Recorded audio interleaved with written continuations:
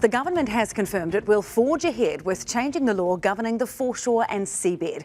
It stems from the Coalition's concern that a 2023 Court of Appeal ruling could have made it easier for Māori groups to win customary rights over parts of the coastline.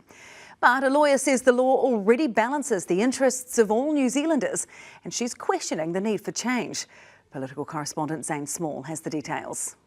The 2004 Hikoi from Northland to Wellington protested against the Foreshore and Seabed Act, a law that vested ownership of the foreshore and seabed in the Crown. And today, more than 2 decades later, the foreshore and seabed issue has returned.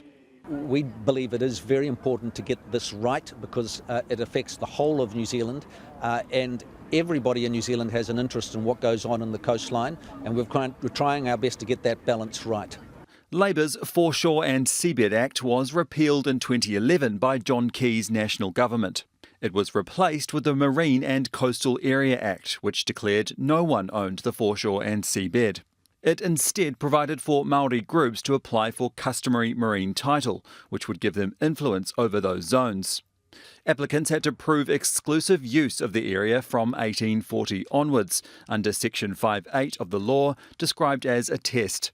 Then, in 2023, the Court of Appeal made a judgment that was viewed by some as lowering the threshold of the test. A few months later, the Supreme Court effectively overruled that judgment. And the Coalition government announced today it will forge ahead with a law change it proposed last year anyway.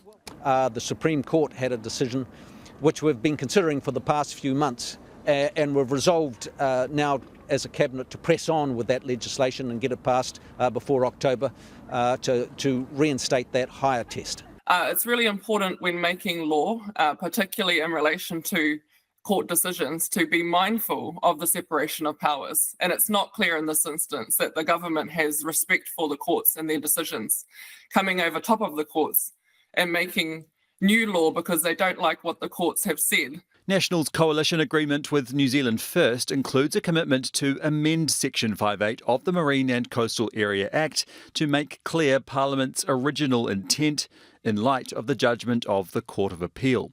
So what are they worried about?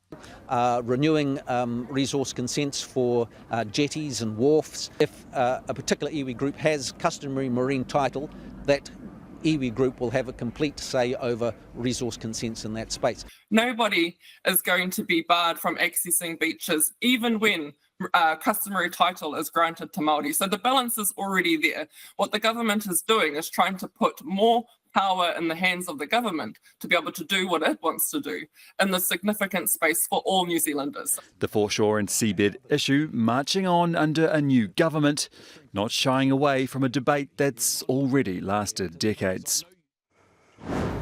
Righto, OK, Zane, so under the new law, some applications for customary marine title will have to be resubmitted. That's right. The Justice Minister told us there are currently more than 200 claims. Most of them haven't been heard yet, but 7 of them have been. And of those 7, 3 are still pending an outcome. And it's those 3 that he confirmed will be affected by the government's decision today and will have to be resubmitted and meet that previous test. Paul Goldsmith told us it's not ideal for those groups to have to resubmit, but he said the government has set aside $15 million that will go towards the costs faced by those groups that will have to resubmit. The government intends to pass this legislation into law by the end of October.